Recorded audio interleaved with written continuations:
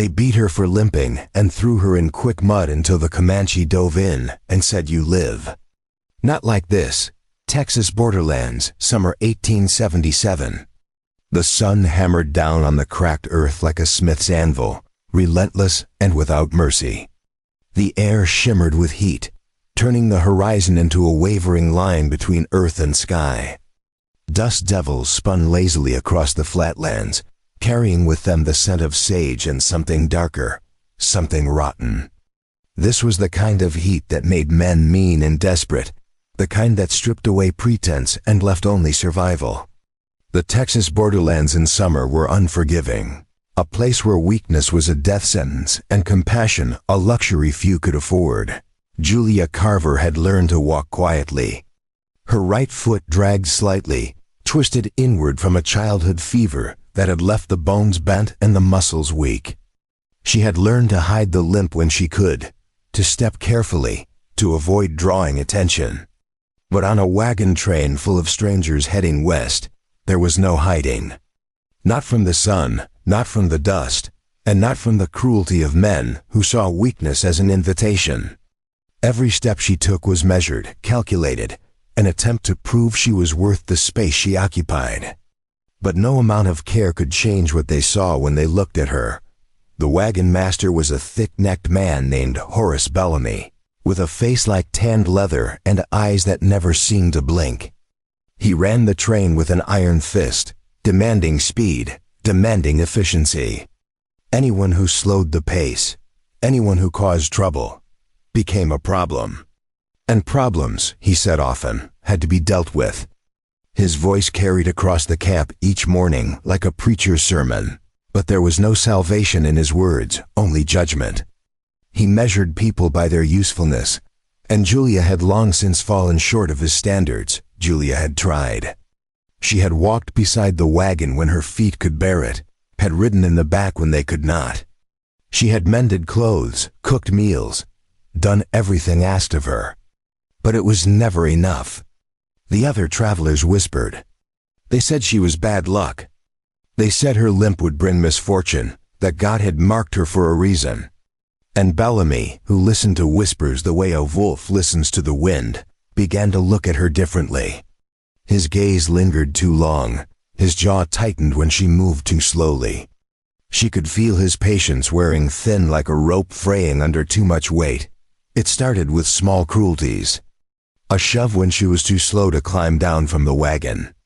A denial of water when the train stopped to rest. Then the insults, loud enough for everyone to hear. Cripple, burden, dead weight. Julia kept her head down, her hands busy, her voice silent. She had nowhere else to go. Her family was dead, her home burned in a raid 2 years prior. Her father had been a schoolteacher, her mother a seamstress. They had built a life in a small settlement near Austin, modest but filled with hope. Then the night came when flames tore through their home, when screams filled the darkness. When Julia had crawled from the wreckage with burns on her hands, and a grief so deep it had no bottom. This wagon train was her last chance to reach California, to start over, to disappear into a place where no one knew her name. She had paid her passage with the last of her savings, money her mother had hidden in a tin beneath the floorboards. It was supposed to be enough to buy her freedom, to carry her towards something better. Instead, it had bought her a place among people who saw her as a curse. But on the 4th week, when the heat had turned vicious and water was running low, Bellamy made his decision. They were camped near a shallow creek bed, the mud thick and bubbling with gas from below. Quicksand, the scouts had warned. Stay clear.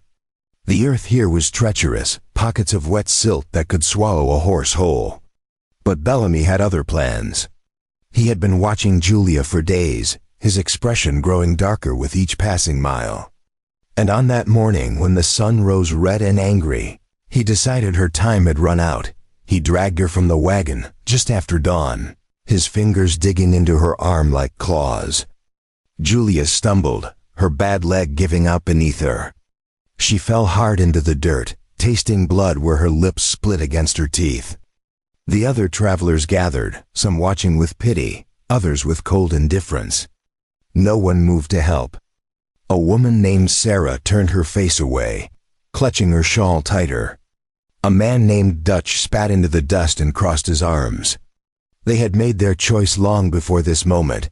Bellamy stood over her, his shadow long in the early light. "You have slowed us for the last time," he said, his voice flat and final. "We are done carrying you." Julia tried to speak, tried to beg, but his boot caught her in the ribs, driving the air from her lungs. She curled inward, gasping, and he kicked her again, this time in the back. Pain exploded up her spine, white and blinding. She heard something crack, felt her body fold in on itself. The world tilted, and she tasted copper and dirt. Two other men stepped forward, their faces grim but complicit. One was a young man with hollow eyes named Peter. The other an older man with gray in his beard named Silas. They grabbed her by the arms and hauled her to her feet, dragging her toward the creek bed. Julia's vision swam, her body screaming in protest. She could see the mud ahead, dark and wet, bubbling slowly like a living thing. "No," she whispered, the word barely audible. "Please, no." Her voice broke, and she hated herself for begging, hated the weakness in her throat. But fear had stripped away her pride. They did not listen. They threw her forward, and she landed hard in the thick sludge, sinking immediately to her waist. The mud was warm, almost hot, and it clung to her like hands pulling her down. She thrashed, trying to find purchase, but every movement only dragged her deeper. Her bad leg was useless, unable to push against the weight. The mud rose to her chest, then her shoulders. Panic clawed at her throat. She opened her mouth to scream, but the sound came out as a choked gasp, swallowed by the thick air. Bellamy stood at the edge, arms crossed, watching without expression. "Let the land decide," he said. "If God wants you to live, you will crawl out. If not, well, you were slowing us down anyway." He turned and walked back toward the wagons, the other men following.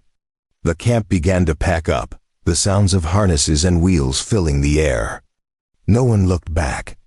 The wagon train moved like a beast, shaking off a wounded part of itself. Indifferent to the loss, Julia's hands scrambled against the surface of the mud, fingers digging into the wet earth, but there was nothing solid to hold. Her breaths came fast and shallow, her heartbeat thundering in her ears. The mud crept higher, past her collarbone, reaching for her chin. She tilted her head back, gasping for air, tasting salt and dirt and her own tears. Her mind raced through memories, flashes of her mother's face, her father's voice reading to her by candlelight, the smell of bread baking in their kitchen. All of it felt so far away now, like a dream she was waking from too soon. Then she heard it. A sound like thunder, low and rhythmic, hoofbeats. She turned her head, eyes wide, and saw him. A rider, coming fast from the east, his horse kicking up clouds of dust. He was bare-chested, his skin dark and gleaming with sweat, his long black hair streaming behind him like a war banner. Across his chest were painted symbols in red and white, geometric patterns that spoke of stories she did not know. At his side hung a knife with a bone handle and a rifle strapped across his back. Comanche. The word rang in her mind like a bell. Julia's breath caught. She had heard the stories, the warnings. Comanche raiders, they said, took no prisoners. They killed without mercy, burned settlements, left nothing but ashes. Women told their children tales to keep them close at night, tales of warriors who moved like shadows and struck like lightning. Fear and hope tangled in her chest, a twisted knot she could not unravel. She did not know if he was her death or her salvation. But as the mud rose past her jaw, she realized it did not matter. Anything was better than dying alone in this pit. The rider pulled his horse to a stop at the edge of the mud, his eyes sharp and assessing. For a moment, he simply looked at her, his expression unreadable. His face was strong, angular, marked by a scar that ran from his left temple to his cheekbone. His eyes were dark, almost black, and they held a weight that made her feel seen in a way she had not been in months. Then he dismounted in one smooth motion, his movements fluid and precise. He did not hesitate. He stepped into the mud, his feet sinking immediately, but he did not stop. He waded toward her, his legs pushing against the pull of the earth. His jaw set with determination. Julia's vision was narrowing, the edges going dark. The mud was at her mouth now, and she could no longer speak. She could only watch as he came closer, his hand reaching out. When his fingers closed around her wrist, the grip was iron, unyielding. He pulled, and she felt the mud resist, felt it trying to claim her. But he was stronger. He braced his legs, his muscles straining, and hauled her upward. The mud released her with a slow, sucking gasp, and she came free, her body limp and trembling. He dragged her to Thege, lifting her onto solid ground, then climbed out himself, his chest heaving with effort. He knelt beside her, his hand still gripping her wrist, and looked down at her with eyes that were dark and fierce. "You live," he said, his voice low and certain. "Not like this." His words were accented but clear, each one deliberate. He released her wrist and sat back on his heels, studying her. Julia coughed, spitting mud and water, her body racked with shivers despite the heat. She could not speak, could not move. She could only stare at him, this man who had pulled her from the earth when her own people had left her to die. His presence felt impossible, like something out of a fever dream. He stood, his gaze shifting to the wagon train in the distance. They were already moving, the dust rising behind them like a curtain falling. His jaw tightened, and for a moment, something dark flickered across his face. Anger, maybe, or disgust. Then he looked back at her, his expression softening just slightly. "Can you stand?" he asked. Julia shook her head, her voice still caught somewhere deep in her chest. He nodded once, as if he had expected this. There was no judgment in his eyes, only a quiet acceptance. He moved to his horse, a strong painted mare with intelligent eyes and a coat marked with brown and white. He pulled a blanket from the saddlebag, woven in patterns of red and black, and returned to wrap it around Julia's shoulders. Then he lifted her with ease, his arms slipping beneath her knees and back, carrying her to the shade of a nearby cottonwood tree. He set her down gently, propping her against the trunk, then stepped back. "Wait here," he said. "I will return." His voice was calm, as if rescuing half-drowned women was something he did every day. Before she could respond, he was gone, moving swiftly back toward his horse.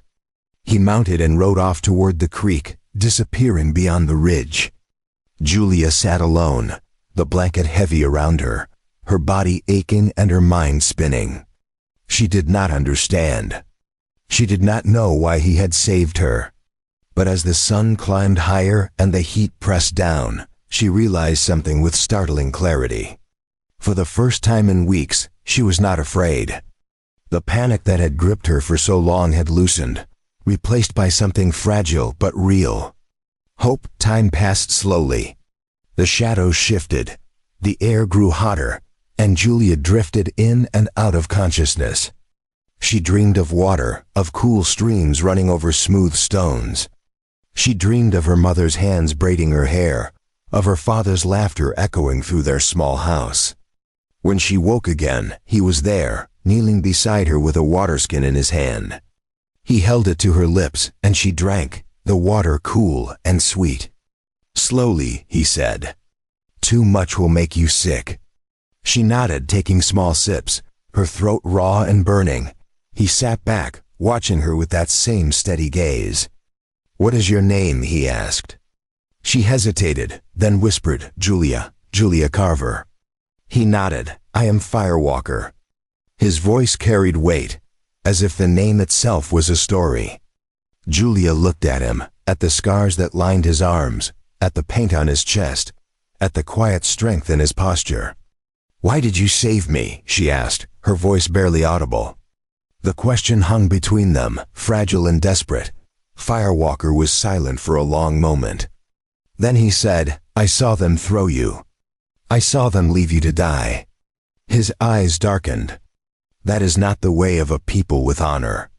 Julia's throat tightened, tears burning behind her eyes. She looked away, ashamed, broken. "They said I was a burden," she whispered.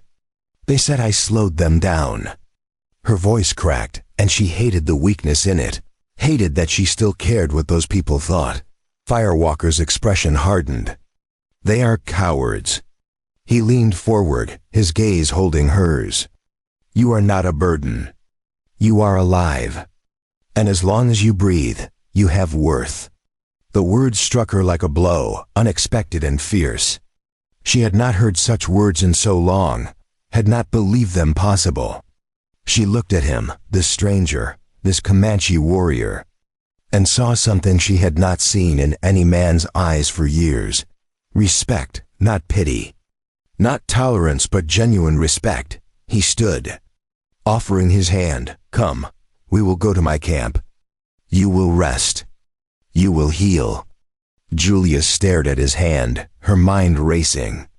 She did not know what awaited her. She did not know if she could trust him. But she knew one thing with absolute certainty. She had nothing left to lose. The people who were supposed to protect her had tried to kill her.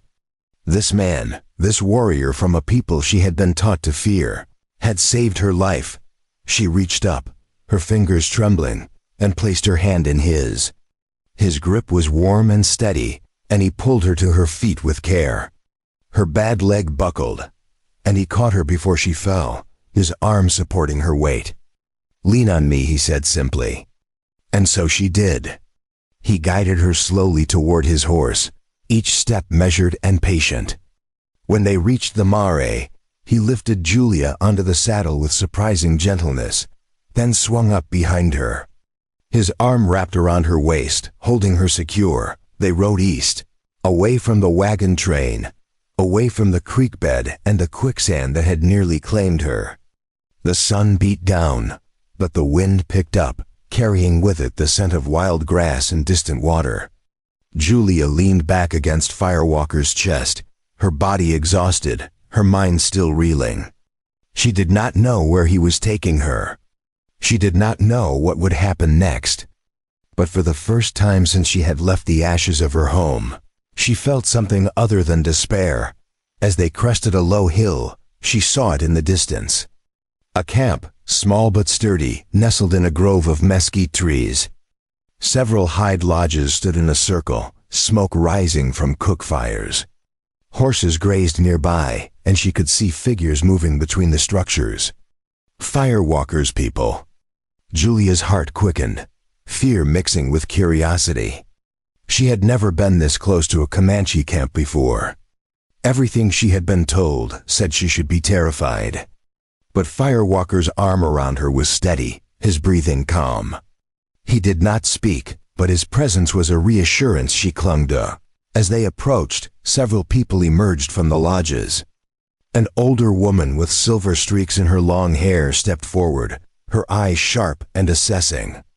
A young man with a bow slung across his back watched from the shadows.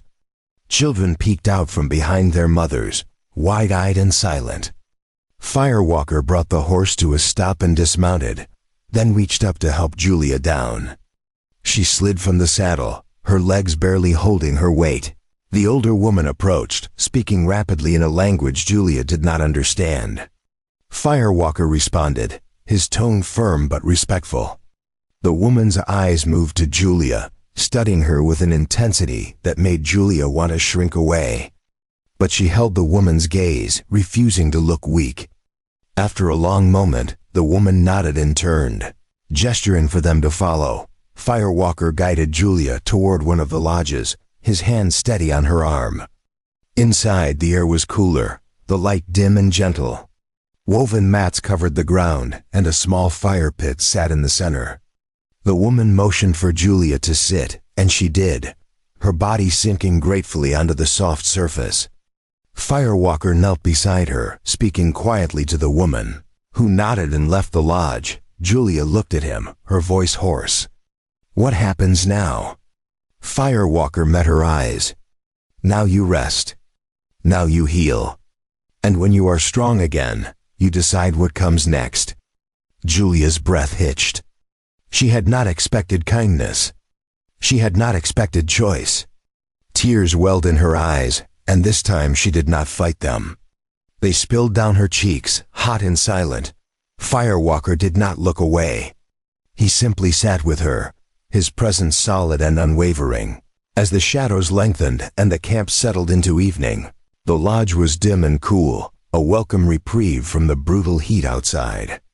Woven buffalo hides stretched over a frame of bent poles, created walls that breathed with the wind, allowing air to pass through while keeping the harshest sun at bay. The floor was covered with soft pelts and woven mats, and in the center, a small fire pit held glowing embers that released a gentle warmth and the scent of burning cedar. Julia sat propped against a rolled hide, her body still trembling from exhaustion and shock, her clothes stiff with dried mud.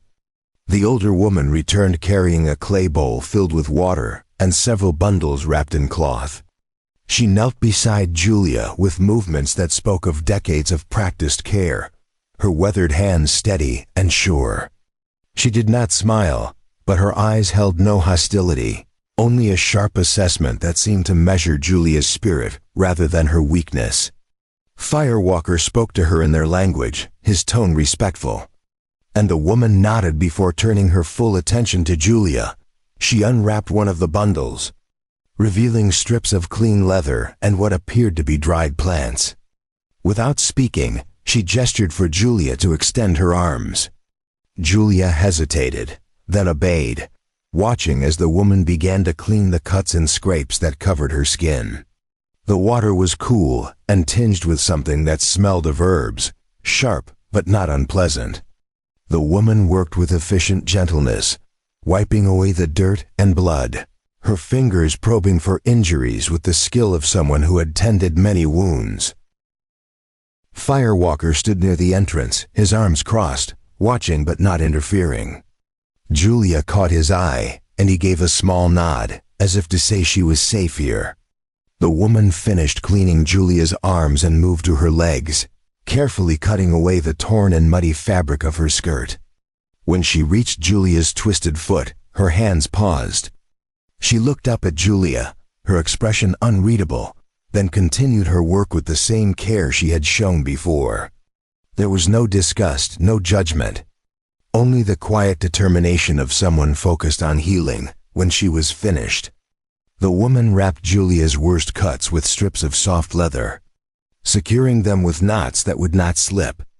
She then mixed something in a small wooden bowl, grinding dried leaves into a paste with water. She offered the bowl to Julia, gesturing for her to drink. Julia took it hesitantly, sniffing the contents. It smelled bitter and earthy. Firewalker spoke from across the lodge. "It will help with pain and sleep." "You need both," Julia drank. The taste was as bitter as the smell suggested, but she forced it down, grimacing. The woman took the bowl back and said something to Firewalker, who translated. "She says you are strong. You survived what would have killed many." Julia's throat tightened at the words. She did not feel strong. She felt broken, hollowed out, like a shell washed up on a shore. But she nodded anyway, unsure what else to do. The woman stood and left the lodge, leaving Julia alone with Firewalker.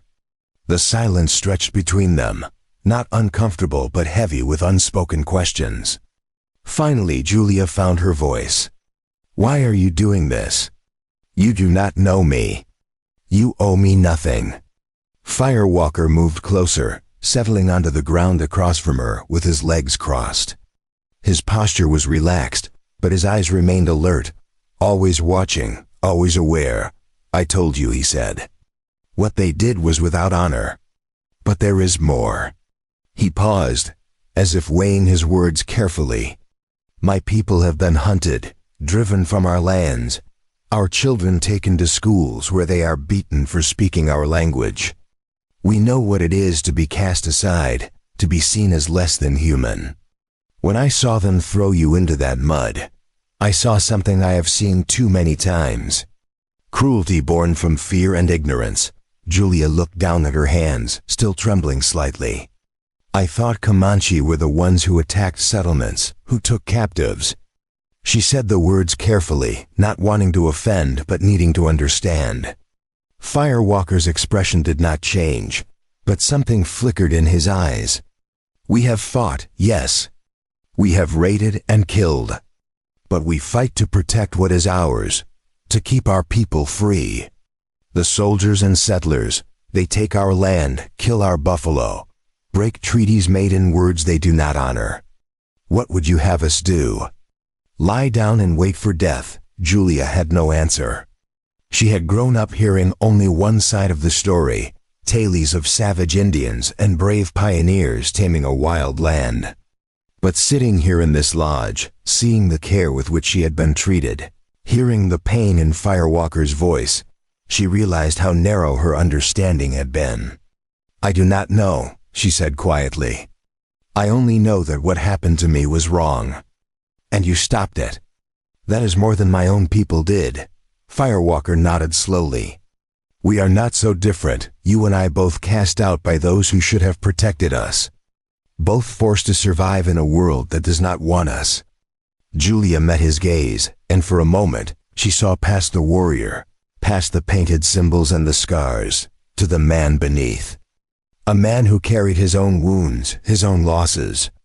What is your real name? She asked. The name your mother gave you. He was silent for a long moment, then said, Taitsknekoa. It means firewalker in your language. My mother gave me this name when I was 10 summers old. I walked through a grass fire to save my younger sister who had fallen and could not run. I was burned, but she lived. He gestured to a scar that ran down his left forearm, old and pale against his skin. After that, the name stayed. Julia's eyes traced the scar, imagining the pain it must have caused, the courage it must have taken. You have been saving people for a long time, she said softly.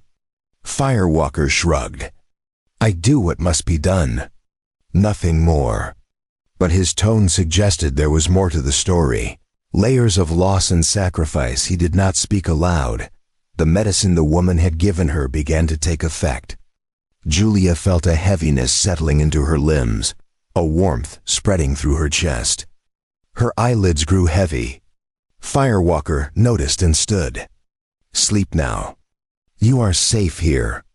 No one will harm you. He moved toward the entrance, but Julia's voice stopped him. Firewalker. He turned. Thank you. Not just for pulling me out. For seeing me as more than what they saw. He held her gaze for a long moment, then nodded once before stepping out into the fading light. Julia lay back against the soft pelts, her body sinking into their warmth. Outside, she could hear the sounds of the camp settling into evening. Children's laughter, the low murmur of conversation, the crackling of fires. It was strange and foreign, yet somehow comforting. She closed her eyes and let the darkness take her. She dreamed of water, but this time it was not drowning her. She was floating on a calm river, the current carrying her gently forward.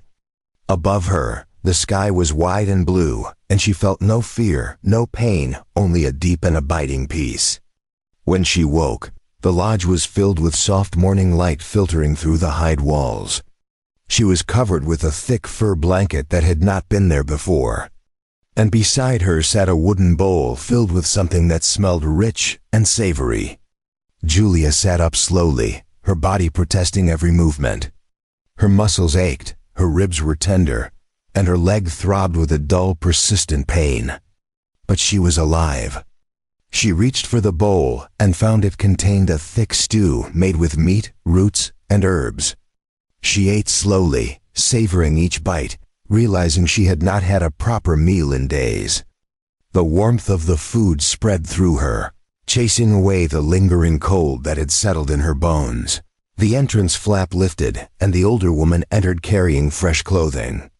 She set the bundle down beside Julia and spoke in her language, gesturing at Julia's mud-stiffened dress.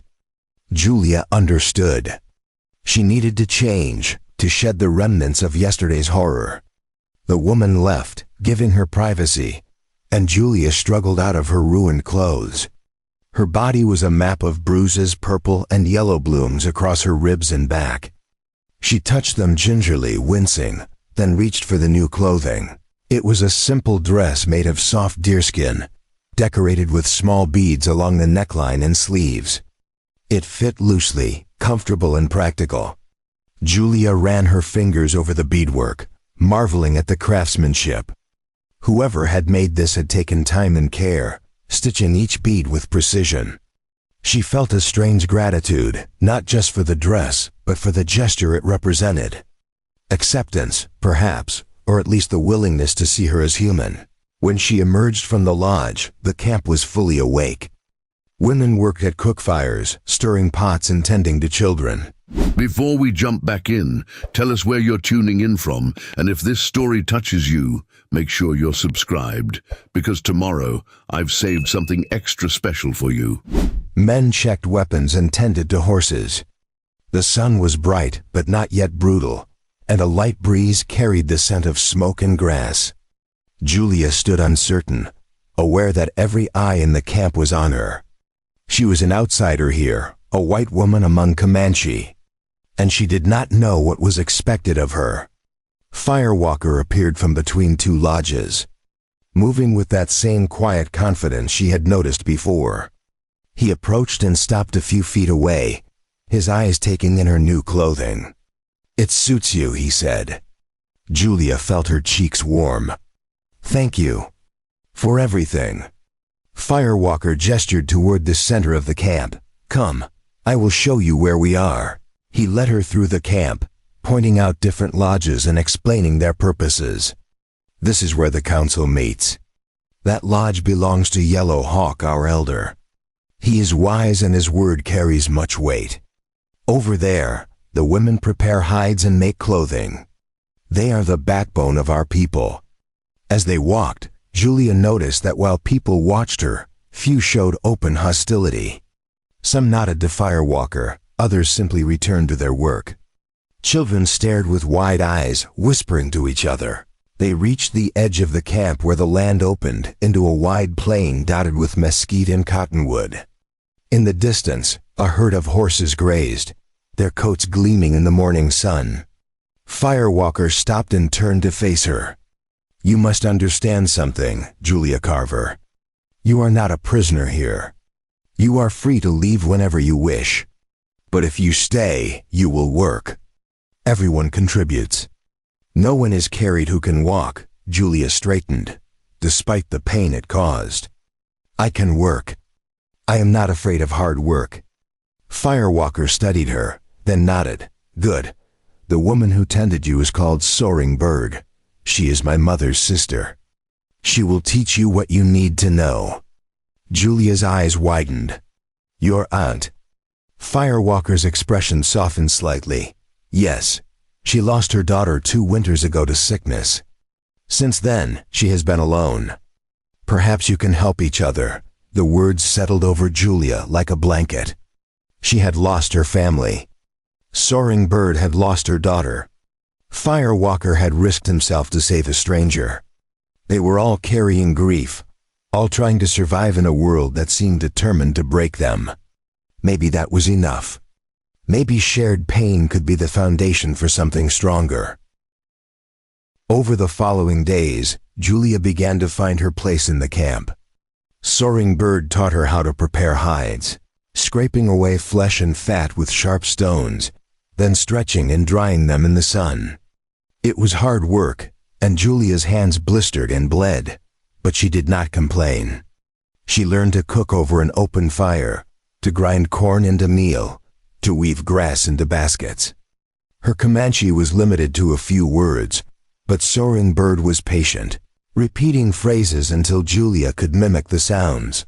The children were the first to accept her fully. They were curious about her pale skin and light hair, touching it with gentle fingers and giggling when she made faces at them. One little girl, no more than 5, took a particular liking to Julia. Her name was Casa, which Firewalker translated as hail, She had lost her mother in a raid and now lived with her grandmother. Casa followed Julia everywhere, chattering in a mix of Comanche and broken English, her small hand often tucked into Julia's. Firewalker watched from a distance, his expression unreadable. He did not interfere, but Julia often felt his gaze on her, assessing, considering. One evening, as the sun set and painted the sky in shades of orange and red, he approached her while she sat outside Soaring Bird's lodge, mending a tear in a hide. "May I sit?" he asked. Julia nodded, setting aside her work. He settled onto the ground beside her, his movements easy and relaxed. "You are learning quickly," he said. "Soaring Bird speaks well of you." Julia smiled faintly. "She is a good teacher. Patient with my mistakes." Firewalker nodded. "She sees something in you, a strength you do not yet see in yourself." Julia looked down at her scarred hands, the blisters that had formed and broken and formed again. "I do not feel strong. I feel like I am barely holding together." Firewalker was quiet for a moment, then said, "Strength is not the absence of breaking. It is continuing even after you have been broken. You were thrown into the mud to die, yet here you sit, learning, working, living. That is strength." His words stirred something deep inside her, a flicker of belief she had thought extinguished. She looked at him, really looked, and saw not just the warrior, but the man who had chosen compassion over indifference, who had risked himself for someone the world had deemed worthless. "Why did you really save me?" she asked again, her voice barely above a whisper. Firewalker turned his gaze to the horizon, where the last light was fading. "Because I know what it is to be seen as less, to be judged by what you cannot change. My people are called savages, animals, demons. But we love, we grieve, we hope, just as you do. When I saw you in that mud, I saw more than a white woman. I saw a human being suffering. And I could not turn away."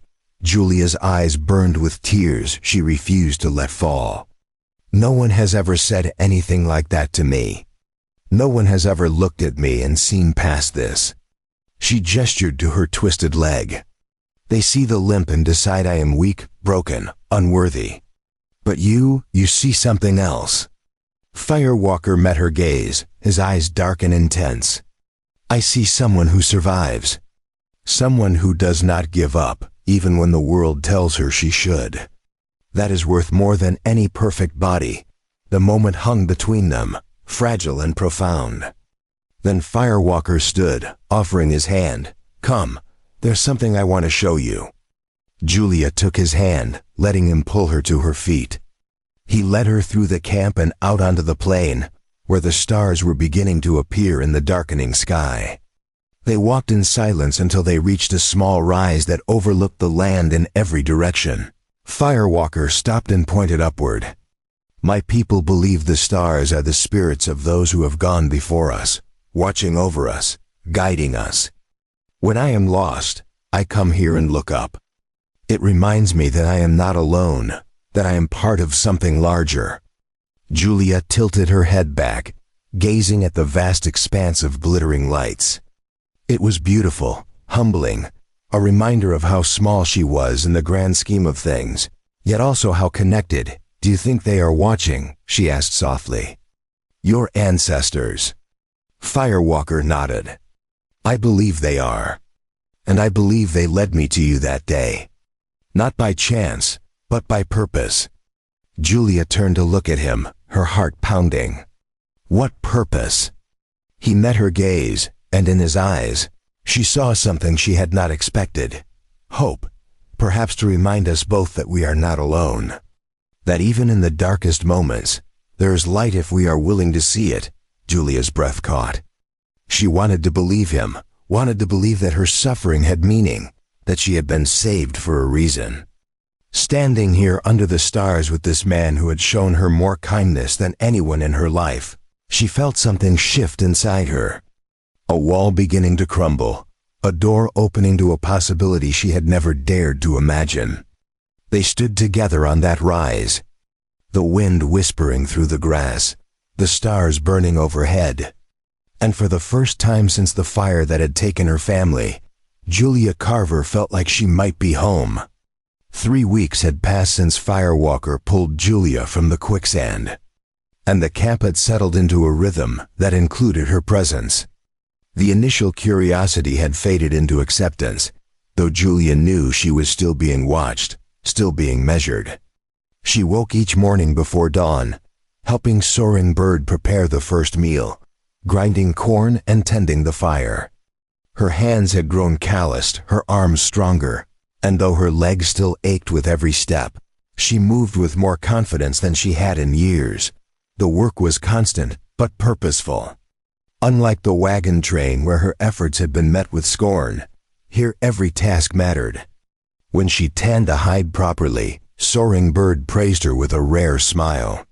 When she learned a new Comanche phrase, the children clapped and repeated it back to her with exaggerated enthusiasm. Casa had become her shadow, the little girl's laughter a bright spot in Julia's days. She taught Casa simple English words while learning Comanche ones in return.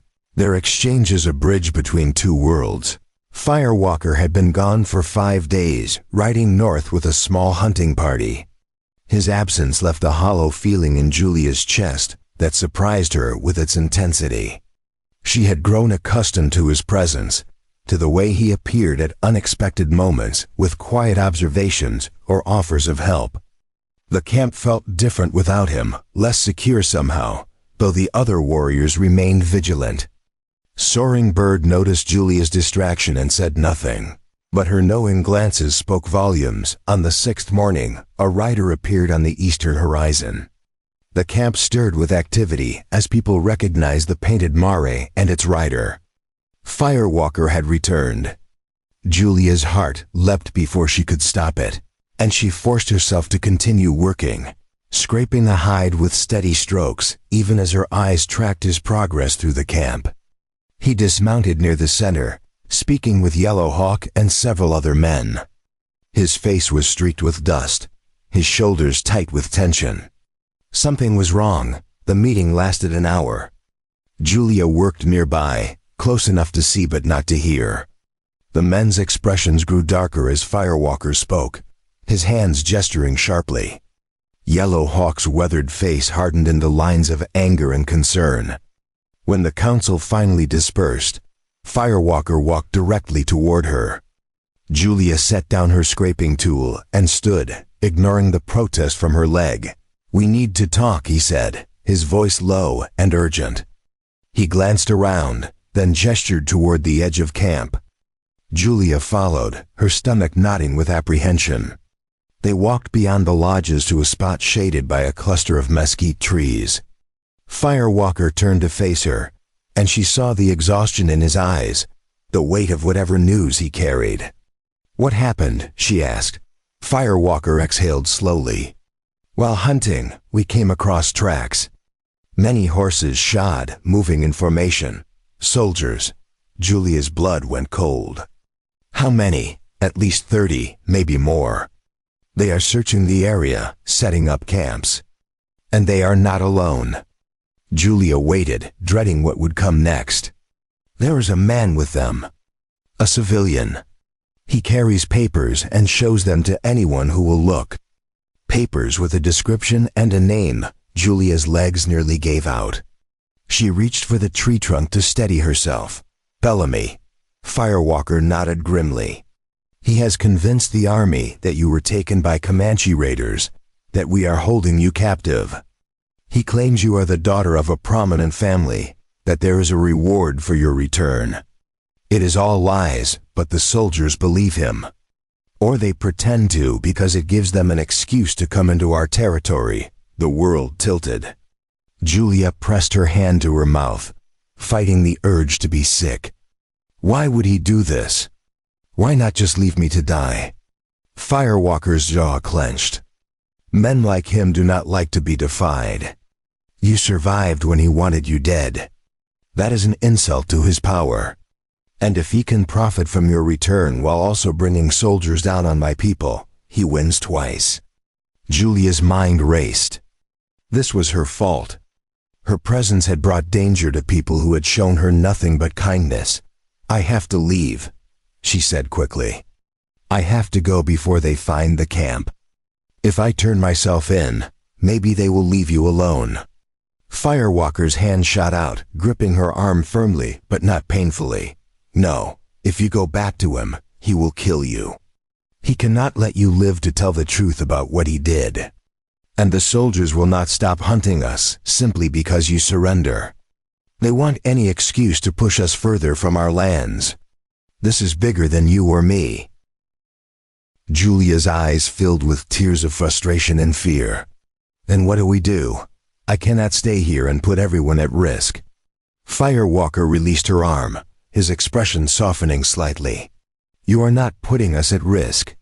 We have lived with this threat long before you arrived.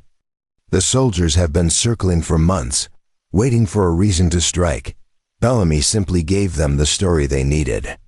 But we are not helpless, and we are not fools." He paused, looking back toward the camp. "Yellowhawk has called a council. We will decide together how to respond. But Julia, you must understand something. If you run now alone, you will not survive. The land is harsh, and there are more dangers than soldiers. You have come too far to throw your life away out of misplaced guilt." Julia wanted to argue, wanted to insist she could manage, but she knew he was right. She barely knew how to navigate this territory, and her leg would slow her down fatally. "What do you want me to do?" she asked, her voice small. Firewalker stepped closer, his presence solid and reassuring. "I want you to trust me, trust us. We have survived worse than this." His eyes held hers, and she saw in them a fierce determination that both frightened and comforted her. She nodded slowly, not because she believed they could win, but because she had nowhere else to turn. That evening, the council gathered around a large fire in the center of camp. Julia sat with Soaring Bird and the other women, far enough back to observe, but close enough to hear. Yellowhawk spoke first, his voice carrying the weight of authority earned through decades of leadership. He outlined the situation with stark clarity. The soldiers were 3 days away, moving slowly, searching camps and questioning any natives they encountered. They had burned 2 empty villages already, sending a message. Several warriors spoke, their voices rising with anger and calls for immediate action. One young man named Broken Arrow advocated for a preemptive strike, hitting the soldiers before they could reach the camp. Others argued for retreat, packing up and moving deeper into the territory where the army would be reluctant to follow. Firewalker listened to each speaker, his face unreadable in the firelight. When the arguments began to circle, Yellowhawk raised his hand for silence. Firewalker stood. He did not shout or posture like some of the younger men. He simply spoke, his voice calm but carrying an undercurrent of steel.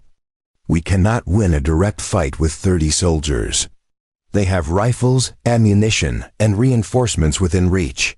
If we attack, we may kill some, but we will lose many of our own. Our women, our children, they will pay the price." Broken Arrow interrupted. "So we run like frightened rabbits. We abandon our territory and let them chase us until there is nowhere left to go." Firewalker turned to face him. "I did not say we run. I said we cannot win a direct fight. But there are other ways to fight." The young warrior scoffed, but Yellowhawk gestured for Firewalker to continue. Firewalker's plan was cunning and dangerous. They would not confront the soldiers directly, but neither would they flee. Instead, they would use the land itself as a weapon. The area was riddled with narrow canyons, unstable rock formations, and hidden paths known only to those who had lived here for generations.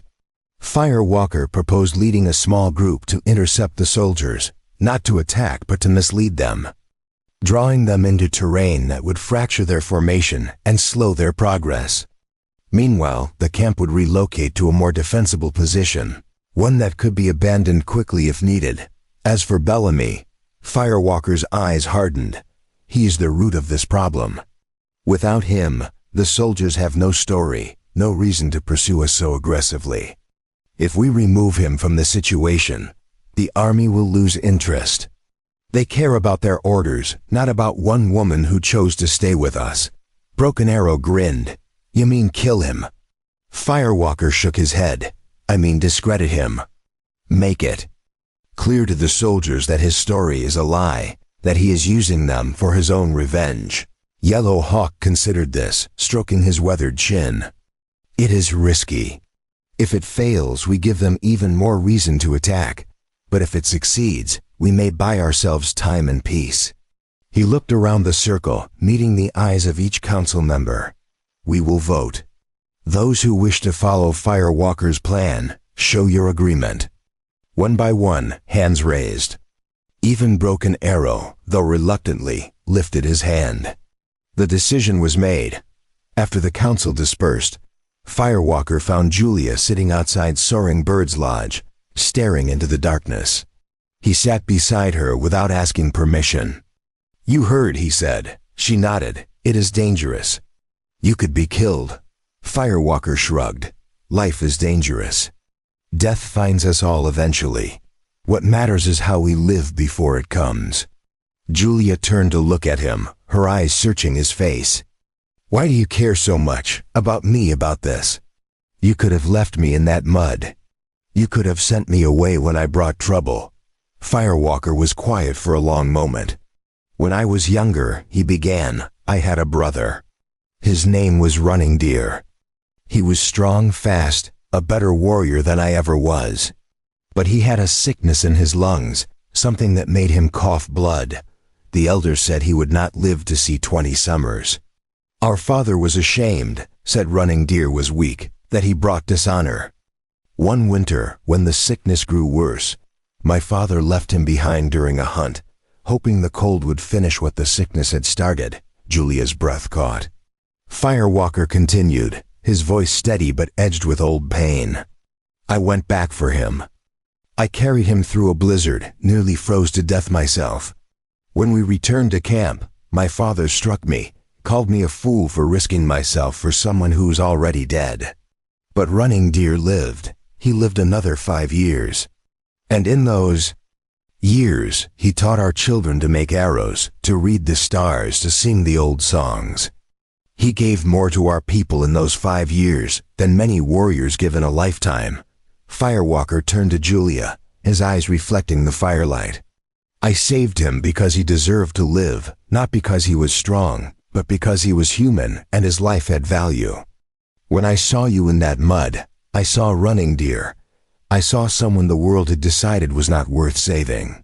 And I could not let that stand." Julia's tears came then, hot and unstoppable. She covered her face with her hands, her shoulders shaking.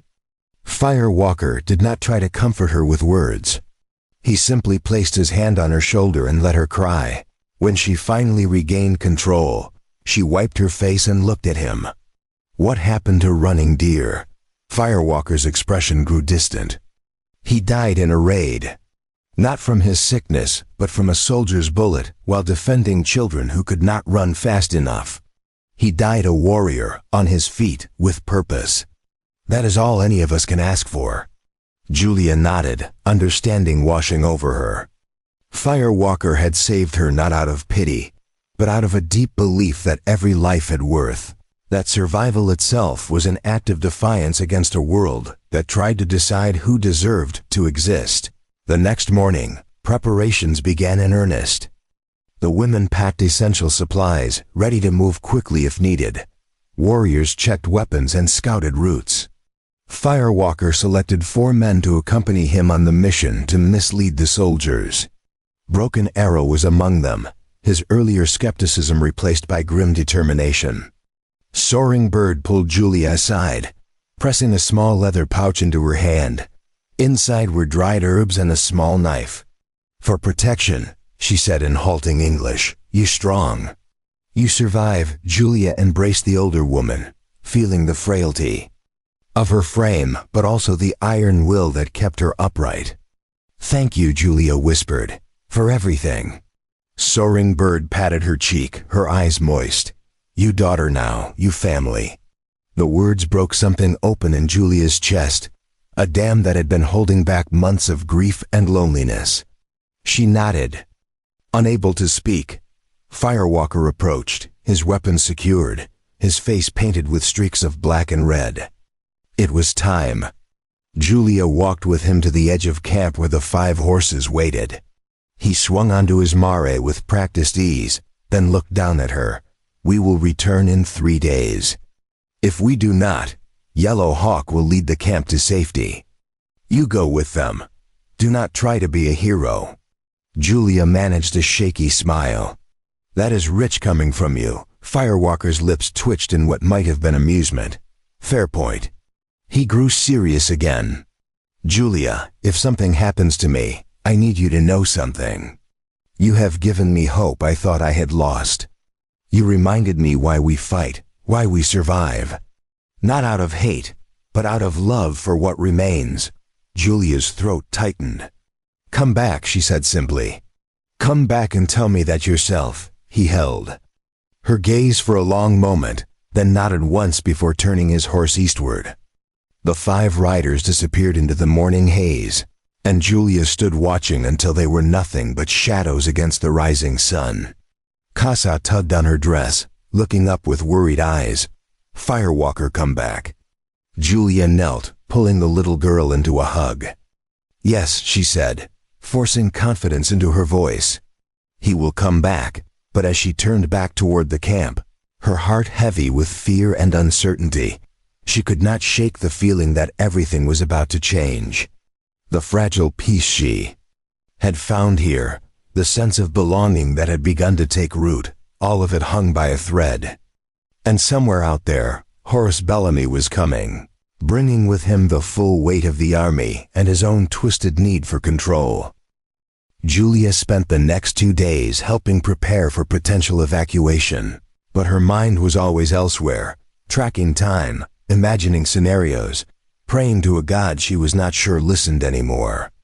On the 3rd morning, she woke before dawn and climbed the small rise where Firewalker had shown her the stars. She looked out over the land, searching the horizon for any sign of riders. The sun rose slowly, painting the sky in shades of pink and gold. And still, there was nothing by midday. The camp was tense. Yellow Hawk posted extra sentries, and the women kept children close. Julia helped Soren Bird pack medical supplies, her hands moving mechanically while her thoughts spiraled. What if the plan had failed? What if Firewalker was captured, or worse? What if she never saw him again? The thought sent a spike of panic through her chest, and she realized with sudden clarity that he had become more than her rescuer. He had become her anchor, the person who made her believe she could be more than what others decided. As the sun began its descent, a shout went up from the western edge of camp. "Riders approaching." Julia's heart leapt into her throat. She dropped what she was holding and ran, ignoring the pain in her leg, pushing through the gathering crowd. 5 horses appeared through the shimmering heat, moving at a steady pace. As they drew closer, Julia counted the riders. 5, all 5. Relief flooded through her so powerfully her knees buckled. Firewalker dismounted, his face streaked with dirt and exhaustion but alive whole. His eyes found Julia in the crowd, and something passed between them. A silent acknowledgement of fear and relief and something deeper that neither was ready to name. He strode toward Yellow Hawk to make his report, but his gaze lingered on Julia for a heartbeat longer than necessary. She watched him go, her heart still racing, and knew with absolute certainty that whatever came next, she would face it standing beside him. The council fire burned bright against the deepening twilight as Firewalker stood before the gathered tribe, his voice carrying the weight of what he had witnessed. Julia sat among the women, her hands clenched in her lap, watching his face as he spoke. Dirt still caked his skin, and a fresh cut ran along his jawline, but his eyes burned with an intensity that commanded attention. The 5 riders had returned, but they had not returned unchanged. "We found their camp 2 days north," Firewalker began, his words measured and deliberate. 32 soldiers, well armed, well supplied. They have established a base near the Red Rock Canyon, using it as a staging point for their searches. They move in groups of 8, sweeping the territory in patterns, burning what they find, questioning anyone they encounter. Yellow Hawk leaned forward. And the man Bellamy. Firewalker's expression darkened. He stays in camp, protected by 6 soldiers at all times. He has convinced the officer in charge, a Captain Morris, that the Comanche are holding a white woman against her will. He has papers, forged documents claiming Julia is the daughter of a wealthy merchant from St. Louis, that her family has offered $500 for her safe return. Murmurs rippled through the gathered people. $500 was a fortune, enough to make any man willing to look past inconsistencies in a story. Julia felt her stomach twist. Bellamy had not simply wanted her dead. He wanted to profit from her suffering, to use her as a tool to bring violence down on innocent people while lining his pockets. The cruelty of it was breathtaking. Broken Arrow spoke up, his young face flushed with anger. Then we kill him. We slip into their camp at night, cut his throat, and disappear before they know what happened. Several warriors voiced agreement, but Yellow Hawk raised his hand for silence. Firewalker shook his head. If we kill him, we prove their story. They will say the savages murdered a white man, and more soldiers will come. The army will use it as justification to drive us from this territory entirely. We cannot win this fight with violence. Then how do we win? Broken Arrow demanded, frustration cracking his voice. Firewalker's eyes glinted with something calculating, almost dangerous. We make Bellamy reveal himself for what he is. We force him to show the soldiers his true nature. The council waited, the only sound the crackling of the fire. Firewalker continued. Captain Morris is a career soldier, but he is not without honor. I watched him. He follows orders, but he questions them. He does not trust Bellamy completely. I could see it in how he speaks to him, how he positions his men. If we can prove Bellamy is lying, if we can show Morris the truth, the soldiers will leave. Yellow Hawk stroked his chin thoughtfully. How do you propose we do this?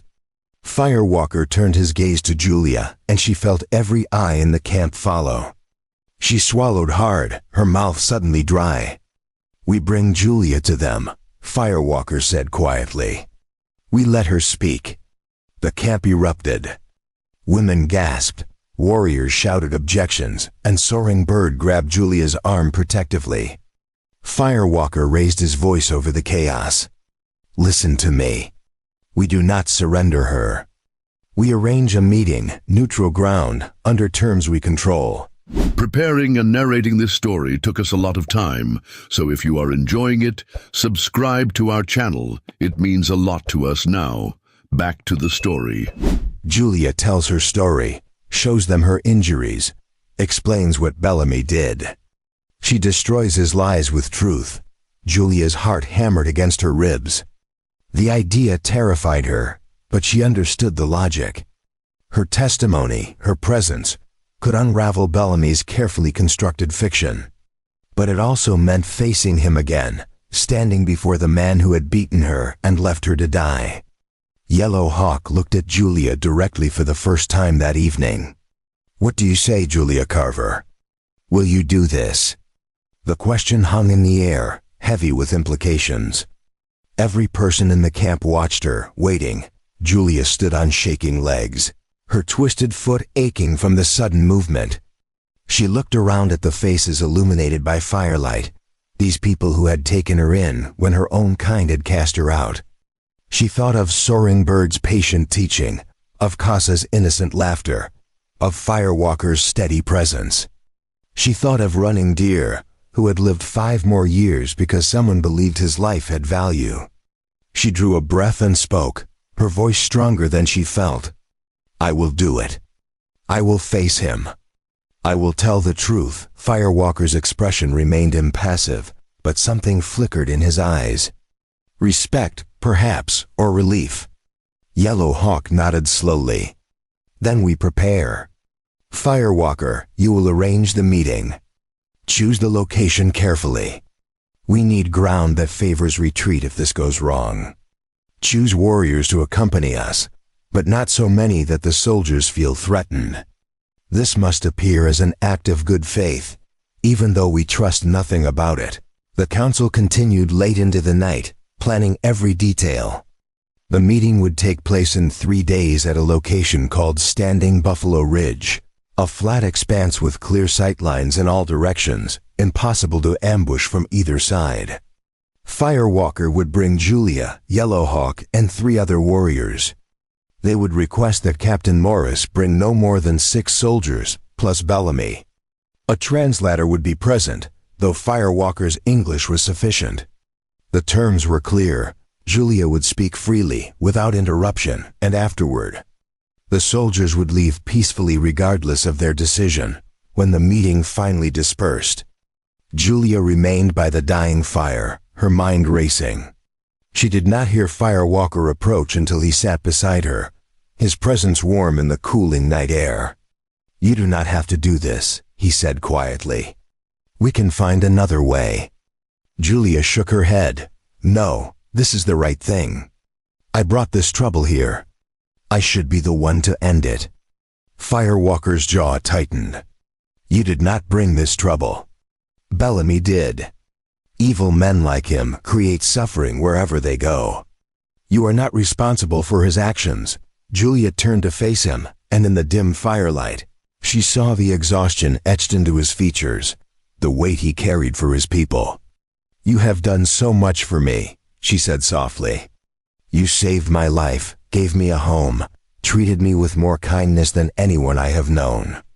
Let me do this one thing. Let me help protect what you have built here." Firewalker held her gaze for a long moment, and she saw the war playing out behind his eyes, the desire to protect her battling with respect for her agency. Finally, he nodded. "Then we prepare you. You must know what to expect, how to speak in a way that soldiers will hear. They are trained to see natives as less than human, but you are white. Your words will carry weight theirs would not.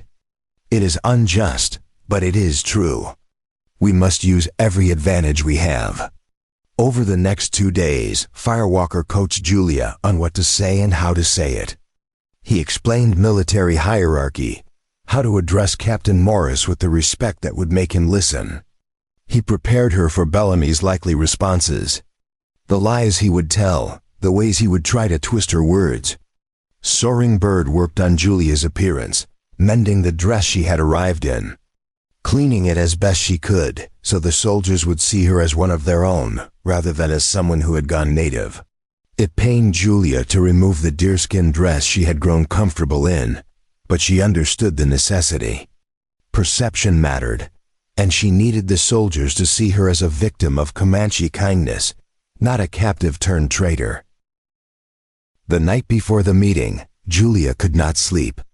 She lay in the lodge listening to the wind whisper through the hides, her mind conjuring every possible disaster. What if Bellamy convinced Morris to ignore her? What if the soldiers attacked anyway? What if her testimony put Firewalker and the others in danger? The thoughts circled like vultures until she could bear it no longer. She rose and stepped outside into the cool night air. The camp was quiet, most people asleep, but a figure sat near the central fire, silhouetted against the glowing embers. Firewalker. Julia approached slowly, and he looked up as she drew near. "Cannot sleep?" he asked. She shook her head and sat beside him. Too many thoughts. Firewalker nodded, staring into the fire. "I understand. Before every battle, my mind does the same. It shows me every way things could go wrong, every person who might die because of a decision I made. It is the burden of leadership." Julia studied his profile, the strong line of his jaw, the scar that traced from temple to cheek. "Do you ever wish you could walk away from it? From the responsibility, the weight of others depending on you?"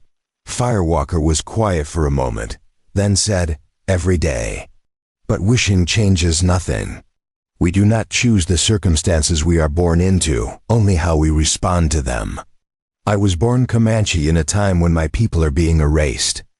I can either accept that and wait for the end, or I can fight for every day, every life, every small piece of dignity we can hold on to. There is no third option. His words resonated with something deep inside Julia. She had spent so long seeing herself as helpless, as someone things happen to, rather than someone who could make things happen. But Firewalker had shown her a different way. Survival was not passive. It was a choice, made again and again, in the face of overwhelming odds. I am afraid, she admitted. Of tomorrow, of seeing Bellamy again, of failing you. Firewalker turned to look at her fully. Fear is not weakness. It is proof that what we do matters. If you felt nothing, that would concern me. But you feel fear and do it anyway. That is courage. Julia felt tears prick her eyes. What if I cannot find the words? What if I freeze?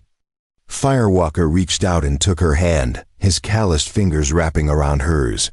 Then I will speak for you. You will not be alone in this. Whatever happens tomorrow, we face it together. The simple declaration steadied something inside her. She squeezed his hand, drawing strength from the contact. Thank you, she whispered, for believing I could do this, even when I did not believe it myself. Firewalker's thumb brushed across her knuckles, a gesture so gentle it contrasted sharply with his warrior's exterior. You are stronger than you know, Julia Carver. You have survived things that would have broken others. Tomorrow is just one more thing to survive. They sat together in silence as the fire burned low, neither willing to break the moment. Eventually, exhaustion claimed Julia, and her head dipped forward, coming to rest against Firewalker's shoulder. He did not move, did not pull away. He simply sat with her as the stars wheeled overhead and the camp slept, keeping watch over the woman who had somehow become essential to him. Morning arrived too quickly, harsh sunlight spilling across the camp. Julia woke in the lodge with no memory of how she had gotten there. Soaring Bird must have helped Firewalker carry her inside. The older woman was already awake, preparing a simple meal of corn cakes and dried meat. She handed Julia a portion. Without speaking, but her eyes conveyed everything words could not. Worry, pride, fear, love. Julia ate mechanically, tasting nothing, her stomach too tight with nerves to register flavor. Firewalker appeared at the lodge entrance as Julia finished eating. It is time. Julia nodded and stood, smoothing down the mended dress. Soaring Bird stepped forward and placed both hands on Julia's cheeks, speaking rapidly in Comanche. Firewalker translated softly. She says you carry her heart with you today. She says no matter what happens, you are her daughter, and nothing can change that. Julia embraced the old woman, holding tight, memorizing the feel of her thin arms, the scent of sage that always clung to her clothes. Outside, 5 horses waited. Yellow Hawk sat tall on a gray stallion, his face painted with white and black symbols. 3 warriors Julia had come to know stood ready. Broken Arrow, his earlier skepticism replaced with grim determination. Standing Pine, a quiet man known for his skill with a bow. And Swift Water, who had taught Julia how to weave baskets and never complained about her clumsy fingers.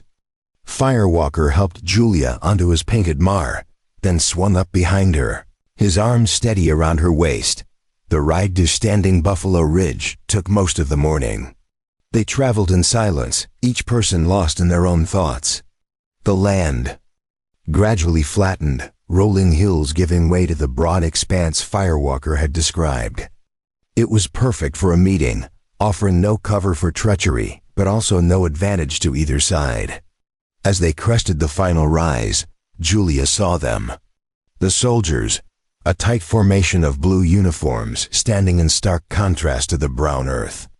Captain Morris sat on horseback at the center, flanked by his men.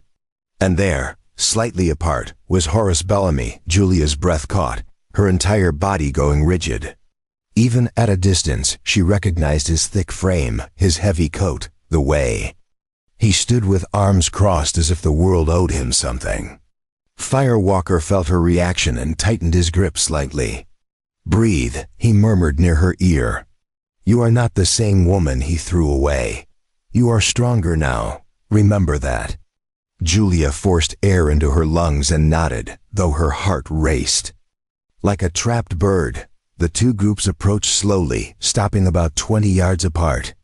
Captain Morris was a lean man in his 40s with iron-gray hair and sharp eyes that missed nothing. He studied the Comanche party with professional assessment, his hand resting near his sidearm but not gripping it. Firewalker dismounted first, then helped Julia down. Her legs trembled, but she locked her knees and stood upright. Yellow Hawk and Firewalker stepped forward, and Captain Morris did the same, leaving his soldiers behind. Firewalker spoke first, his English clear and formal. "Captain Morris, I am Firewalker of the Noconi Comanche. This is Yellow Hawk, our elder. We come under terms of truce to discuss the woman you seek." Captain Morris nodded curtly. "I am Captain Jonathan Morris of the United States Army. We appreciate your willingness to meet. However, I must inform you that harboring a white captive is a serious offense." Firewalker's expression did not change. "She is no captive. She is here of her own choice. But you should hear her story before making judgments." Morris's eyes shifted to Julia, taking in her appearance, the way she stood close to Firewalker but not cowering. He seemed genuinely curious. "Very well, let her speak." Firewalker gestured for Julia to step forward, and she did, her twisted foot making her gait uneven but her spine straight. She stopped a few feet from Morris and met his eyes directly. "My name is Julia Carver," she began, her voice shaking slightly but growing stronger with each word. "I was traveling west with a wagon train led by Horace Bellamy. I have a condition from childhood that causes me to limp. Mr. Bellamy decided I was slowing the train down." From behind Morris, Bellamy's voice cut through the air, loud and mocking. "She is lying. She was taken from us by force. These savages killed 2 of our men." Julia's jaw clenched, but Firewalker had prepared her for this. She kept her eyes on Morris and continued. "That is not true, Captain. Mr. Bellamy beat me for my disability. He and 2 other men dragged me to a quicksand pit and threw me in. They left me to die. I would have died if not for Firewalker, who pulled me out and brought me to his camp to recover." Morris's expression shifted slightly, doubt creeping into his eyes. He looked at Bellamy. "Is this true?" Bellamy sputtered, his face reddening. "Of course not. She is confused, probably beaten by these Indians into saying whatever they want. Look at her, standing with them like some kind of traitor." Morris turned back to Julia. "Show me your injuries." Julia hesitated, then slowly pulled up her sleeves, revealing the faded bruises that still marked her arms. She turned, showing her back where Bellamy's boot had left marks. Finally, she lifted her skirt enough to show her leg, the twisted foot, the scars from where she had been scraped and battered. "These are not from Comanche weapons," Morris observed quietly. "These are from blunt force, boots, fists," Julia nodded. "From Horace Bellamy and his men. They beat me, threw me away, and left me for dead. Firewalker saved my life when my own people tried to end it." Morris was silent, his mind clearly working through the implications. Bellamy pushed forward, desperation creeping into his voice. "She is making this up to protect them. You cannot trust her." Morris held up a hand. "Mr. Bellamy, you claimed this woman was the daughter of a St. Louis merchant. What was his name?" Bellamy froze, his mouth opening and closing. He had not expected this question. "His name was—" he started, then stopped. Morris's eyes narrowed. "You do not know. You brought me out here, cost the Army resources and time, based on documents you claim are authentic, but you cannot even remember the name of the supposed father." Julia seized the moment. "My father was Thomas Carver, a schoolteacher in a settlement near Austin. He died 2 years ago when raiders burned our home. I have no wealthy family, no one offering rewards. Mr. Bellamy invented that story to use the army for his own revenge. Morris turned fully to Bellamy now, his expression hardening. You lied to me. You fabricated documents and wasted military resources for a personal vendetta. Bellamy's face twisted with rage. She is a cripple and a burden. She deserved what she got. The camp was better without her slowing us down. The words hung in the air, a confession of cruelty that even the hardened soldiers reacted to. Morris's hand moved to his sidearm. Mr. Bellamy, you are under arrest for filing false reports and misuse of military resources. 2 soldiers stepped forward and restrained this man. Bellamy's eyes went wild. He reached for something at his belt, a knife, and lunged toward Julia with a roar of incoherent fury. Everything happened at once. Firewalker moved like lightning, stepping between Julia and Bellamy, his own knife appearing in his hand. The soldiers raised their rifles. Yellow Hawk and the other warriors tensed. But before anyone could strike, Morris drew his pistol and fired a single shot into the air. Enough, the crack of the gunshot froze everyone. Bellamy stopped mid-lunge, the soldiers lowered their weapons slightly, and Firewalker stood poised between Julia and danger, his body a shield. Morris's voice was ice. Mr. Bellamy, drop the knife or the next shot will not be a warning. Bellamy looked around wildly, realizing he was surrounded, outmatched. Slowly, he dropped the blade. 2 soldiers grabbed his arms, wrenching them behind his back. He struggled and cursed, but they held firm. Morris holstered his pistol and turned to Firewalker and Julia. I apologize for this situation. You were right to bring this to my attention. Miss Carver, you are free to go wherever you choose. If you wish to remain with these people, that is your decision. The army will not interfere. Firewalker lowered his knife but did not sheath it. And your soldiers? Will they continue to search our territory? Morris shook his head. We have no legitimate reason to be here. We will return to the fort. You have my word there will be no further incursions based on false claims. Yellow Hawk spoke for the first time, his voice deep and resonant. Your word is noted, Captain. We will remember it. Morris nodded respectfully, then turned and walked back to his men, dragging the still protesting Bellamy with him. The soldiers mounted up and rode away, the sound of hoofbeats fading into the distance. For a long moment, the Comanche party stood in silence, hardly believing it had worked. Then Julia's legs gave out. Firewalker caught her before she hit the ground, lowering her gently. She was shaking uncontrollably, the adrenaline draining away and leaving her hollow. You did it, Firewalker said softly, his voice filled with something that might have been awe. You faced him and won. Julia looked up at him, tears streaming down her face. We did it, she corrected. Together, the ride back to camp felt different from the journey out. The tension that had coiled in Julia's chest for days finally loosened, replaced by a bone-deep exhaustion that made every movement feel like wading through water.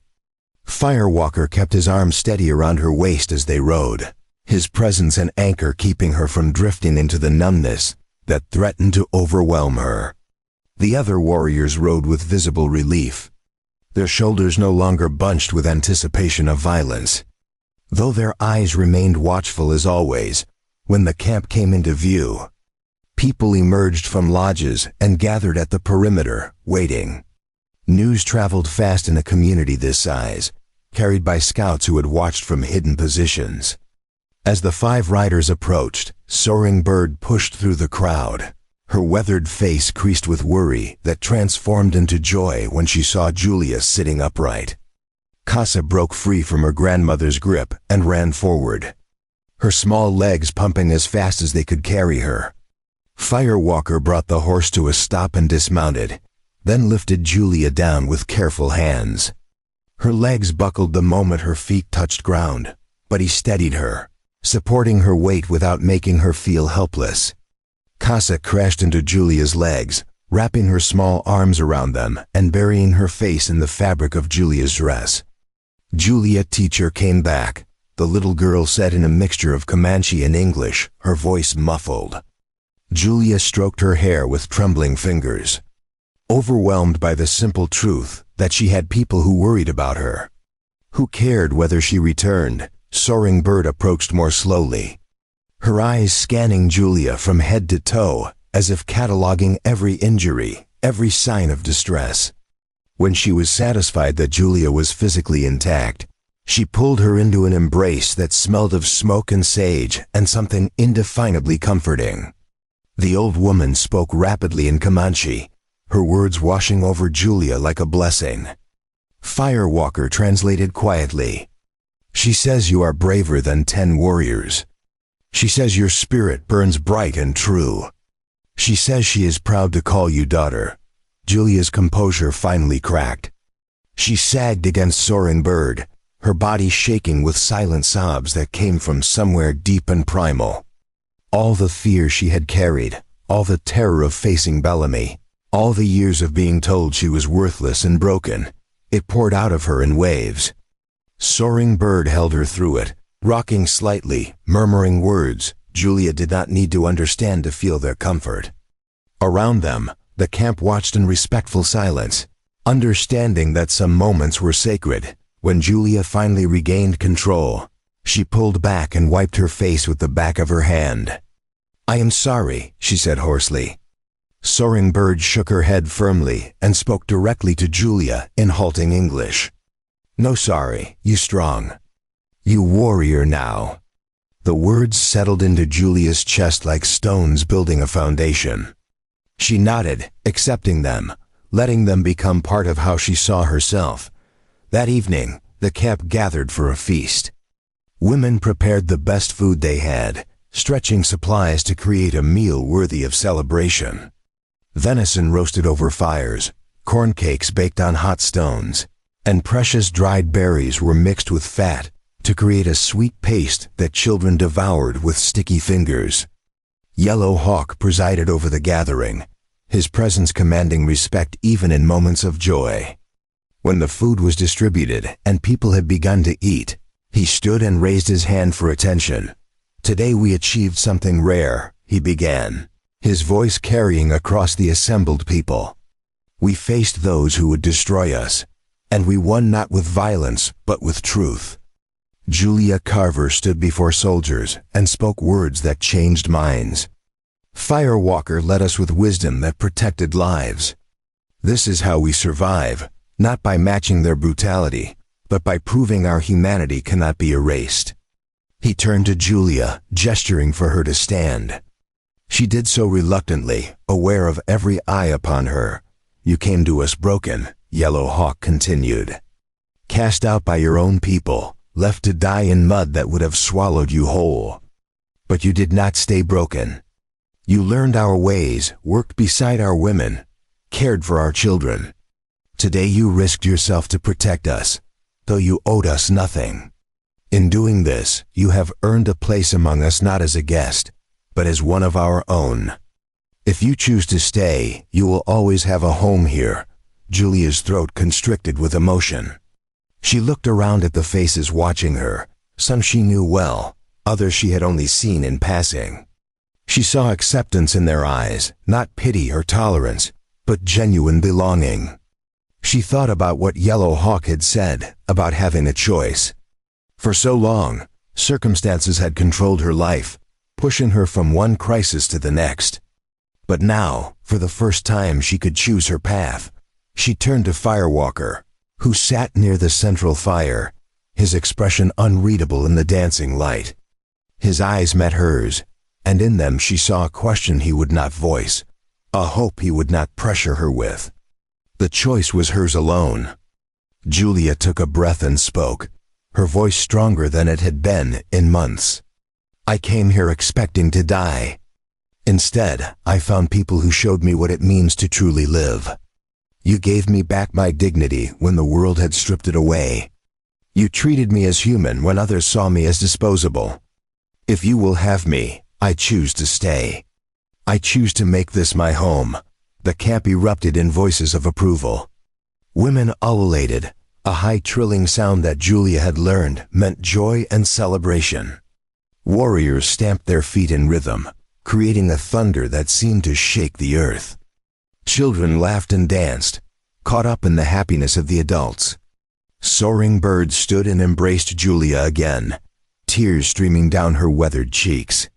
Firewalker remained seated, but the smile that spread across his face was genuine and unguarded. Transforming his usually serious features into something almost boyish, the feast continued late into the night. Stories were told, songs were sung in voices that rose and fell with ancient rhythms. At some point, someone produced a drum, and several young people began to dance, their movements telling stories Julia did not yet know but hoped to learn. Casa fell asleep in Julia's lap, her small body warm and trusting. Julia stroked the girl's hair absently, watching the fire and feeling a contentment she had never experienced before. As the celebration wound down and people began drifting to their lodges, Firewalker approached and sat beside Julia. Casa stirred but did not wake. He looked at the sleeping child, then at Julia. "She has claimed you as hers," he observed quietly. Julia smiled. "I do not mind. I lost everything when my family died. Having someone need me again, it fills a hole I did not know how to name." Firewalker nodded. "She lost her mother last winter to spotted sickness. Her father was killed in a raid the year before. She understands loss in a way no child should." Julia adjusted Casa's weight, making sure she was comfortable. "Then we will understand it together, and maybe that will make it hurt less." Firewalker studied her face, his expression thoughtful. "You have changed since I pulled you from that mud. Not just stronger, though you are that. Something deeper. You no longer apologize for existing." Julia considered his words. "You are right. For so long I tried to make myself smaller, to take up less space, to be less of a burden. But you and your people taught me that my life has value simply because I am alive, not because of what I can do or how useful I am. That is a gift I can never repay." Firewalker shook his head. "You do not need to repay it. That is the point. We do not measure worth in debts and obligations. We measure it in how we treat each other, in the bonds we build, in the care we show to those who need it. You have already given back more than you know." Julia looked at him, this man who had saved her life and then given her the space to rebuild it on her own terms. In the firelight, his features were softened. The hardness that came from years of fighting for survival temporarily eased. "Can I ask you something?" she said quietly. He nodded. "Why did you never take a wife? You are respected, strong, a good hunter and warrior. Surely women have shown interest." Firewalker was silent for a long moment, staring into the dying embers. "When I was younger, I was promised to a woman named Morning Dove. She was beautiful, kind, everything a man could want. But she died of fever 2 weeks before we were to be joined. After that, I threw myself into fighting, into protecting my people. I told myself there was no time for personal happiness when our way of life was disappearing. But the truth is, I was afraid. Afraid to care for someone again only to lose them." Julia's heart ached for the pain in his voice. "And now?" she asked gently. Firewalker turned to look at her directly, and the intensity in his gaze made her breath catch. "Now I realize that fear of loss should not prevent us from living. That denying ourselves connection does not honor those we have lost. It only ensures we suffer alone." Julia understood what he was saying without him speaking it plainly. The air between them felt charged, heavy with possibility and unspoken feelings. Casa stirred and mumbled something in her sleep. The moment passed, but its echo remained. Firewalker stood, offering his hand. "Let me help you get her to bed." Julia accepted, rising with his support. Together they carried the sleeping child to her grandmother's lodge, settling her gently on soft furs. The old woman nodded her thanks, and they stepped back out into the night. The camp was quiet now, most fires reduced to glowing coals. Stars blazed overhead in impossible numbers, so bright they cast faint shadows. Firewalker walked Julia to Soaring Bird's lodge but stopped before they reached the entrance. "Julia," he said, his voice low, "I need to tell you something." She turned to face him, her heart suddenly pounding. "What is it?"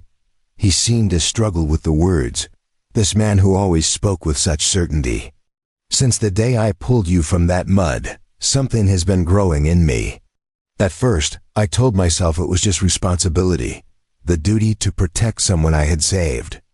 But that is a lie." He stepped closer, close enough that she could feel the warmth radiating from his body in the cool night air. "You have become important to me in ways I did not expect and did not want, because wanting means risking. But I am tired of being afraid. Tired of holding back because the world is dangerous and people die. So I am telling you now plainly that my feelings for you go beyond friendship or duty. If you do not feel the same, I will accept that and nothing between us will change. But I needed you to know." Julia's eyes filled with tears for what felt like the 100th time that day. But these were different. These came from joy, from relief, from the overwhelming realization that she was not alone in what she felt. "I thought I was imagining it," she whispered. "I thought maybe I was just grateful and confused it for something more. But every time you left, I felt like part of me went with you. Every time you came back, I could breathe again. I do not know when it happened, but somewhere between the mud and now, you became essential to me." Firewalker reached up slowly, giving her time to pull away if she wanted. When she did not, his hand cupped her cheek, his thumb brushing away a tear. "I am not an easy man to love," he said softly. "My life is hard, uncertain. I cannot promise you safety or comfort." Julia covered his hand with hers. "I do not need those promises. I just need you, need this. Need to know that I am not facing the world alone anymore." Firewalker's other hand came up to frame her face, and he leaned down slowly, giving her every chance to stop what was about to happen. Their lips met gently. At first, a tentative exploration that quickly deepened into something more urgent. Julia's hands found his chest, feeling the steady beat of his heart beneath her palms. His arms wrapped around her, pulling her close, and for the first time since her family died, Julia felt completely safe.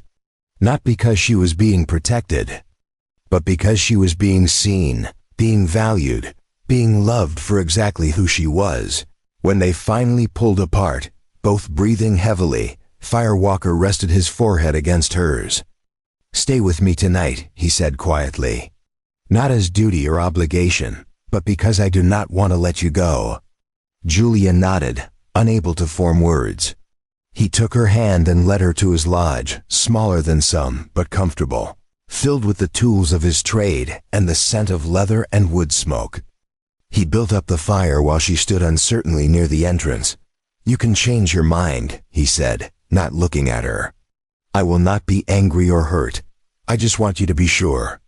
Julia stepped forward, closing the distance between them. "I am sure. I have never been more sure of anything." Firewalker turned, and the look in his eyes made her knees weak. "Then come here." She did, and he pulled her down beside him on the soft furs that served as his bed. They lay facing each other, hands intertwined, talking in whispers about everything and nothing. He told her about his childhood, about learning to hunt from his father who had died defending their camp 5 years ago.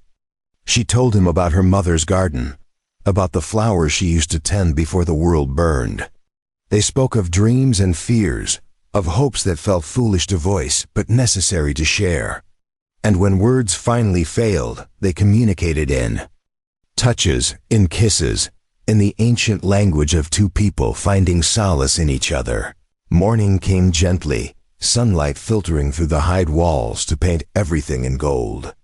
Julia woke wrapped in Firewalker's arms, his breathing deep and even against her hair. She lay still, not wanting to disturb the moment, memorizing the feeling of being held, of being wanted. When he finally stirred, his arms tightened briefly before relaxing. "Good morning," he murmured, his voice rough with sleep. Julia turned in his embrace to face him. "Good morning." They lay together as the camp began to wake around them, the sounds of daily life filtering through the walls. Eventually, they had to rise and face the day, but something fundamental had shifted between them. What they had shared was not secret, could not be in a community this tight-knit, but it was private, sacred. When they emerged from Firewalker's lodge, Soaring Bird was waiting with a knowing smile and a glint in her eye that suggested she approved. Over the following weeks, Julia settled into her new life with a sense of permanence she had never felt before. She continued to learn Comanche language and customs, her skills improving daily. She took on more responsibilities, helping to prepare hides, tend children, and gather herbs with Soaring Bird. Her relationship with Firewalker deepened, built on mutual respect and genuine affection rather than desperation or need. They were partners, supporting each other through the daily challenges of survival. One evening, as they sat together watching the sunset paint the sky in impossible colors, Firewalker turned to her with unusual seriousness. "In my culture, when a man wishes to join his life with a woman's, he brings gifts to her family, and they decide if he is worthy. Your family's gone, but Soaring Bird has claimed you as daughter. I would like to speak with her, to ask properly if she will allow me to make you my wife." Julia's heart swelled. "You want to marry me?" Firewalker took her hand. "I want to bind my life to yours in every way our people recognize. I want everyone to know you are mine and I am yours. If you will have me." Julia thought about how far she had come, from the woman drowning in mud to the woman sitting here beside a man who loved her without conditions. She thought about the family she had lost and the family she had found. She thought about Casa calling her teacher, about Soaring Bird's patient instruction, about Yellow Hawk's respect, about the women who had welcomed her into their circle. This was home, not because of the place, but because of the people. "Yes," she said simply. "Yes, I will marry you." Firewalker's smile was radiant, transforming his entire face. He pulled her close and kissed her deeply, and Julia felt like she was exactly where she was supposed to be. The next day, Firewalker approached Soaring Bird formally, bringing gifts of furs and tools he had crafted himself. The old woman accepted them with dignity, then pulled him close and spoke quietly. Julia watched from a distance, her heart in her throat. When Soaring Bird released him, she turned to Julia and beckoned her forward. In careful English, she said, "He is good man. He will protect you, honor you, love you. You have my blessing and my joy." Julia embraced her, this woman who had become a mother when Julia needed one most. "Thank you," Julia whispered, "for everything. For seeing me when I could not see myself." Soaring Bird patted her cheek. "You see yourself now. That is what matters." The wedding was planned for the next full moon, giving time to prepare properly. The camp threw itself into preparations with enthusiasm that moved Julia to tears multiple times. Women sewed her a dress of white deerskin decorated with intricate beadwork that must have taken hundreds of hours. Men hunted to provide meat for the feast. Children practiced songs they would sing during the ceremony. Even Yellow Hawk took time to speak with Julia privately, welcoming her officially into the tribe and giving her a Comanche name, Finds Her Way, for the journey she had taken from near death to belonging. The night before the wedding, Julia stood on the rise where Firewalker had first shown her the stars. Soaring Bird stood beside her, wrapped in a blanket against the evening chill. The old woman pointed upward. "Your mother, your father, they watch you. They see you happy. They are proud." Julia wanted to believe it. She wanted to believe that somewhere beyond death, her family knew she had survived, that she had found love again, that their loss had not destroyed her. "I wish they could be here," Julia said softly. "To see this. To know I am okay." Soaring Bird took her hand. "They are here. In your heart, in your memory, in the strength you carry. Death ends a life, not a relationship. You carry them forward. The words comforted Julia in a way nothing else could. She squeezed Soaring Bird's hand and looked up at the stars, sending a silent message to those she had lost. I survived. I found my way. I hope that makes you happy. The wedding day dawned clear and beautiful, the sky an impossible blue that seemed to promise good things. Julia woke in Soaring Bird's lodge for the last time, butterflies dancing in her stomach. The old woman helped her dress, fingers gentle as she fastened the intricate beadwork and arranged Julia's hair. When she was ready, Soaring Bird stepped back with tears in her eyes. You are beautiful, she said.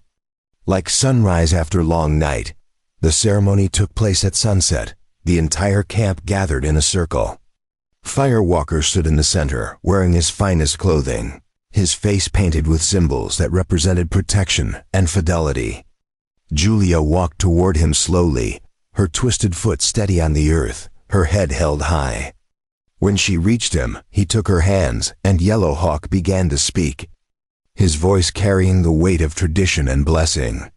The words were in Comanche, but Firewalker translated quietly for Julia, ensuring she understood every vow, every promise being made. They promised to honor each other, to support each other, to face the future together, whatever it might bring. They promised to build a home filled with respect and laughter, to raise children who knew their worth, to grow old side by side. When the final words were spoken, Firewalker pulled Julia close and kissed her as the camp erupted in celebration. The feast that followed was joyous and wild, with dancing and singing that lasted until dawn. Julia danced despite her limp, Firewalker's arm steady around her waist, his eyes never leaving her face. At some point, Casa climbed into Julia's arms and refused to be put down, declaring loudly that Julia was now her mother, which made everyone laugh and Julia cry happy tears. When the celebration finally wound down, Firewalker carried Julia to the lodge that was now theirs, crossing the threshold into their new life together. As they lay together in the darkness, wrapped in each other's arms and the weight of new promises, Julia thought about how strange life was. She had been thrown into mud to die, discarded by people who should have protected her. But that moment of ultimate cruelty had led her here, to love and belonging she never could have imagined. They called me broken, she whispered into the darkness. Firewalker's arms tightened around her. But I call you mine, he replied. And in those simple words, Julia Carver, now Julia Finds Her Way, understood that she had finally come home. Up next, you've got 2 more standout stories right on your screen. If this one hit the mark, you won't want to pass these up. Just click and check them out. And don't forget to subscribe and turn on the notification bell so you don't miss any upload from us.